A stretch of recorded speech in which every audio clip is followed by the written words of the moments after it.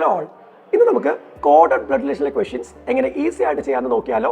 Right, so ഈ കാണുന്ന question CGL 23 ചോദിച്ചൊരു ക്വസ്റ്റ്യൻ ആണ്, ആൻഡ് ഇത് 2022 CGL ചോദിച്ച ക്വസ്റ്റ്യൻ ആണ്, ആൻഡ് ഇത് NTPC ചോദിച്ചൊരു ക്വസ്റ്റ്യൻ ആണ്. സോ ഇതെങ്ങനെ നമുക്ക് ഈസി ആയിട്ട് ചെയ്യാം. സോ അതിനു മുമ്പ് എന്താണ് കോഡഡ് ബ്ലഡ് റിലേഷൻ? യെസ്, ആ നെയിമിൽ തന്നെ ഉണ്ടല്ലേ, കോഡ് രൂപത്തിൽ റിലേഷനെ കാണിച്ചു തരാം. ഫോർ എക്സാമ്പിൾ നോക്കിയേ, A plus B means what? A is the father of B, right? So ഇവിടെ A plus B എന്നുകൊണ്ട് ഉദ്ദേശിക്കുന്നത് എന്താ? A ബിയുടെ അച്ഛനാണ്. ഈ രീതിയിലായിരിക്കും കോഡഡ് റിലേഷൻ നമുക്ക് തരിക. ഓക്കെ അല്ലേ? സോ എങ്ങനെയാണ് നമ്മൾ ഈ ഒരു ക്വസ്റ്റ്യൻ ക്രാക്ക് ചെയ്യുക അല്ലെങ്കിൽ സോൾവ് ചെയ്യുക? സോ അതിന് നമുക്ക് എന്ത് വേണം? ഒരു ഫാമിലി ട്രീയുടെ ഹെൽപ്പ് അനിവാര്യമാണ്. സോ അപ്പൊ നമുക്ക് എന്താണ് ഫാമിലി ട്രീ എന്ന് അറിയണ്ടേ? റൈറ്റ്, സോ എന്താണ് ഫാമിലി ട്രീ? അപ്പൊ നമ്മൾ ഈ തന്നിരിക്കുന്ന ഇൻഫർമേഷനെ ഒരു പിക്ചറിന്റെ രൂപത്തിൽ റെപ്രസെന്റ് ചെയ്യുക, ഒരു ഗ്രാഫിന്റെ രൂപത്തിൽ റെപ്രസെന്റ് ചെയ്യുക, അല്ലെങ്കിൽ ഒരു മരത്തിന്റെ ബ്രാഞ്ചസിന്റെ രൂപത്തിൽ റെപ്രസെന്റ് ചെയ്യുമ്പോൾ അതൊരു ഫാമിലി ട്രീ ആവും. അപ്പോൾ ഒരു ഫാമിലി ട്രീ വരയ്ക്കുമ്പോൾ എന്തൊക്കെ ഇമ്പോർട്ടൻറ്റ് കമ്പോണൻസ് ആണ് നമുക്കതിൽ വേണ്ടത്? അപ്പോൾ നമുക്കറിയാം, ഒരു ജെൻഡർ കാണിക്കാൻ വേണ്ടിയിട്ട് നമുക്ക് എന്ത് സിമ്പിൾസ് വേണമെങ്കിലും യൂസ് ചെയ്യാം. ബട്ട് ഞാൻ ഇവിടെ നിന്ന് യൂസ് ചെയ്യുന്നത് പ്ലസ് ആണ്. Okay, right. അപ്പോൾ പ്ലസ് റെപ്രസെന്റ് ചെയ്യുന്നത് എന്താണ്? മെയിലിനെയാണ്. ഓക്കെ അല്ലേ? സോ നമ്മുടെ ഫാമിലി ട്രീയുടെ കമ്പോണൻസ് ആണ്. മൈനസ് ആണെങ്കിൽ അത് ഒരു ഫീമെയിൽ ആയിട്ട് എടുക്കാം. ഇങ്ങനെ ഒരു നിർബന്ധമില്ല, നമുക്ക് വേണമെങ്കിൽ മൈനസ് മെയിലായിട്ട് എടുക്കാം, അല്ലെങ്കിൽ പ്ലസ് ഫീമെയിൽ ആയിട്ട് എടുക്കാം. ഓക്കെ അല്ലേ? ഇനി സെയിം ജനറേഷൻ കാണിക്കാൻ വേണ്ടിയിട്ട് നമ്മളൊരു ഹൊറിസോണ്ടൽ ലൈൻ ഇതുപോലെ കാണിക്കും. അതായത് എയും ബിയും ബ്രദേഴ്സ് ആണ് എന്നൊക്കെ പറയുകയാണെങ്കിൽ നമ്മൾ ഇതുപോലെ AB വരയ്ക്കും, അതിനിടയിൽ ഒരു ഹൊറിസോണ്ടൽ ലൈൻ വരയ്ക്കും. ഓക്കെ അല്ലേ? ഇത് സെയിം ജനറേഷൻ കാണിക്കാനാണ്. ഇനി ഒരു ജനറേഷൻ ഗ്യാപ്പ് കാണിക്കാനാണെങ്കിൽ നമുക്ക് എന്ത് വരയ്ക്കാം? ഒരു വെർട്ടിക്കൽ ലൈൻ ഇതുപോലെ വരയ്ക്കാം. For example, A is the father of B എന്നാണ് പറയുന്നതെങ്കിൽ നമ്മൾ A മുകളിൽ എഴുതും, B താഴെ ഇതുപോലെ എഴുതും. സോ A ഇവിടെ വാട്ട്? ഫാദർ ഓഫ് B ആണ്. സോ മുകളിലാണ് അച്ഛൻ വരിക. സോ ആ രീതിയിൽ നമ്മൾ എഴുതിയാൽ മതി. ഓക്കെ അല്ലേ? ഇനി ഒരു കപ്പിൾസ് അല്ലെങ്കിൽ ഒരു മാരീഡ് റിലേഷനെ കാണിക്കാൻ വേണ്ടിയിട്ട് നമ്മൾ ഡബിൾ ഹൊറിസോണ്ടൽ ലൈനാണ് യൂസ് ചെയ്യുക. സോ നിങ്ങൾ ഇവിടെ കാണാം, yes. So A is married to B എന്ന് പറയുകയാണെങ്കിൽ നമുക്ക് ഈ രീതിയിൽ എന്ത് ചെയ്യാൻ പറ്റും? ഫാമിലി ട്രീ വരയ്ക്കാൻ പറ്റും. ഇനി കോഡഡ് ബ്ലഡ് റിലേഷനിലോട്ട് വരുമ്പോൾ നമ്മൾ അറിയേണ്ട കാര്യം എന്താണ്? ഏതൊക്കെ ടൈപ്പ് ഓഫ് സ്റ്റേറ്റ്മെന്റ്സ് ആണ് അതിൽ നമുക്ക് കിട്ടുക? സോ ആദ്യം തന്നെ നമുക്ക് നോക്കാം എന്താണ് direct kind of statement. So direct kind of statement ആണെങ്കിൽ ഏത് രൂപത്തിലാണ് നോക്കാം? For example, A plus B means A is the father of B. Okay, A plus B means A is the father of B. So ഈ direct statement പ്രത്യേകത എന്താണെന്ന് വെച്ച് കഴിഞ്ഞാൽ first എൻറ്റിറ്റിയുടെ gender മാത്രമേ ഇവിടെ നമുക്ക് അറിയാൻ പാടുള്ളൂ. ഫോർ എക്സാമ്പിൾ നോക്കിയേ, A is the father of B, അതായത് B മോനാണോ മോളാണോ, അതായത് ബിയുടെ ജെൻഡർ ഇവിടെ നമുക്ക് അറിയാൻ പറ്റില്ല.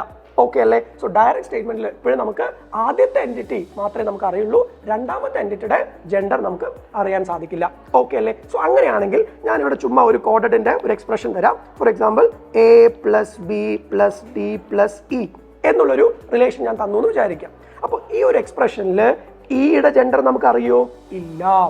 കാരണം ഡയറക്റ്റ് സ്റ്റേറ്റ്മെന്റ് ആയതുകൊണ്ട് തന്നെ ലാസ്റ്റിലുള്ള എൻറ്റിറ്റിയുടെ ജെൻഡർ നമുക്ക് ഒരിക്കലും പറയാൻ പറ്റില്ല. സോ ഇങ്ങനെ ഒരു എക്സ്പ്രഷൻ തന്നു കഴിഞ്ഞാൽ ഈ അവസാനത്തെ ലെറ്റർ ആയിട്ടുള്ള ഇ അല്ലെങ്കിൽ അവസാനത്തെ പേഴ്സൺ ഇയുടെ ജെൻഡർ നമുക്ക് പറയാൻ പറ്റില്ല. സോ ഡയറക്റ്റിൽ അവസാനത്തെ കാര്യം നമുക്ക് അറിയാൻ പറ്റില്ല. എല്ലാവരും ഓർത്ത് വയ്ക്കുക. ഇനി നമ്മൾ റിവേഴ്സ് സ്റ്റേറ്റ്മെന്റിലോട്ട് വരുമ്പോൾ നേരെ തിരിച്ചായിരിക്കും. ഫോർ എക്സാമ്പിൾ നോക്കിയേ, A plus B നമുക്ക് ഏത് രീതിയിൽ പറയാം? B is the father of A എന്ന് പറയാം. ഓക്കെ, യെസ് എന്ന് പറഞ്ഞാൽ സെക്കൻഡ് എൻറ്റിറ്റിയുടെ ജെൻഡർ മാത്രമാണ് നമുക്കിവിടെ അറിയാൻ സാധിക്കുക. ഫസ്റ്റ് എൻറ്റിറ്റിയുടെ ജെൻഡർ നമുക്ക് ഒരിക്കലും അറിയാൻ സാധിക്കില്ല. ക്ലിയർ ആണോ? സോ അങ്ങനെയാണെങ്കിൽ നമ്മളൊരു എക്സ്പ്രഷൻ പറയുകയാണ്, A plus B into C say plus D. Okay അല്ലേ? സോ ഇങ്ങനെ ഒരു കോഡഡ് റിലേഷൻ തന്നു കഴിഞ്ഞാൽ നമുക്ക് എന്ത് പറയാം? എയുടെ ജെൻഡർ നമുക്ക് ഒരിക്കലും അറിയാൻ പറ്റില്ല, കാരണം അത് ഫസ്റ്റ് പേഴ്സൺ ആണ്. റിവേഴ്സ്ഡ് കേസിൽ ഫസ്റ്റ് പേഴ്സന്റെ ജെൻഡർ നമുക്ക് ഒരിക്കലും അറിയാൻ പറ്റില്ല. ഡയറക്റ്റിന്റെ കേസിൽ ലാസ്റ്റ് പേഴ്സന്റെ ജെൻഡർ നമുക്ക് ഒരിക്കലും അറിയാൻ പറ്റില്ല. ഇനി വരുന്നത് കോമ്പിനേഷൻ ആണ്. സോ കോമ്പിനേഷൻ അത്ര കൂടുതലൊന്നും ചോദിക്കാറില്ല, നമുക്ക് ഡയറക്റ്റും റിവേഴ്സും മാത്രം നോക്കിയാൽ മതി. കോമ്പിനേഷൻ എന്ന് പറയുമ്പോൾ രണ്ടും ഉണ്ടാവും. യെസ്, ഇനി നമുക്ക് ക്വസ്റ്റ്യൻസിലോട്ട് പോയാലോ. സോ നമുക്ക് ആദ്യത്തെ ക്വസ്റ്റ്യൻ എടുക്കാം. Z plus Q means what? Z is the brother of Q.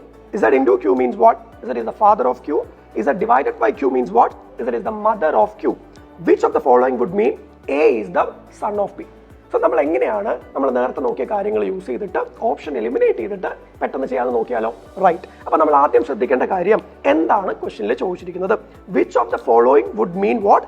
A is the son of B, അതല്ലേ? എന്ന് വെച്ച് കഴിഞ്ഞാൽ എയുടെ ജെൻഡർ കൃത്യമാണ് ഇവിടെ മെയിലാണ്, പ്ലസ് ആണ്. അപ്പൊ നമ്മൾ ഓപ്ഷനിൽ ഇതൊരു ഡയറക്റ്റ് സ്റ്റേറ്റ്മെന്റ് ആയതുകൊണ്ട് തന്നെ അവസാനമാണ് എ വരുന്നതെങ്കിൽ നമുക്ക് ഒരിക്കലും ജെൻഡർ പറയാൻ പറ്റില്ല, സാധിക്കില്ല. എന്ന് പറയുമ്പോൾ ഒരിക്കലും ഇവിടെ ഓപ്ഷൻ എ നമ്മുടെ ആൻസർ ആവില്ല, കാരണം എ അവസാനമാണ്. റൈറ്റ്? യെസ്. ഇനി നമുക്ക് നോക്കുമ്പോൾ സി തന്നിരിക്കുന്ന എക്സ്പ്രഷൻസ് നോക്കുക. Z plus q means what? Z is the brother of q. Okay. Z into q means what? Z is the father of q. Male ആണ് Z വരിക. Z divided by q means what? Z is the mother of q. അതായത് division വരികയാണെങ്കിൽ gender എന്താണ് അവിടെ? Female ആണ്. അപ്പൊ division നമുക്ക് possible അല്ലല്ലോ. എന്ന് പറഞ്ഞാൽ എക്ക് ശേഷം ഡിവിഷൻ വരാൻ പറ്റില്ല. അപ്പൊ നമ്മളിവിടെ നോക്കുക ഓപ്ഷനിൽ നോക്കുമ്പോൾ ഓപ്ഷൻ സി നോക്കിയേ, ഡിവിഷൻ ആണ് എക്ക് ശേഷം. അപ്പോൾ അവിടെ ഫീമെയിൽ ആയിട്ടാണ് മാറുക. അപ്പോൾ ഒരിക്കലും സണ്ണായിട്ട് വരില്ലല്ലോ. അപ്പോൾ ഇവിടെ എയും സിയും ഒരിക്കലും അല്ല എന്ന് മനസ്സിലായി.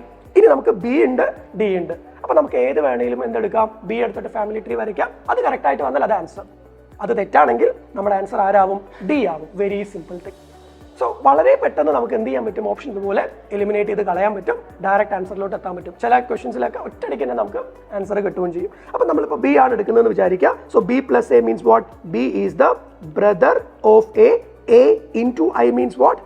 A is the first. Into എന്ന് പറഞ്ഞാൽ ഫാദർ ആണ്, right? So A is the father of I എന്ന് കിട്ടി. അപ്പൊ നമുക്ക് നോക്കുമ്പോൾ എന്താണ് ഇവിടെ? എയും ബിയും എന്താ സൺ ഫാദർ റിലേഷൻ ആണോ? നോ. അപ്പൊ ഇതൊരിക്കലും ആൻസർ അല്ല. അപ്പൊ കറക്റ്റ് ആൻസർ എന്താണ്?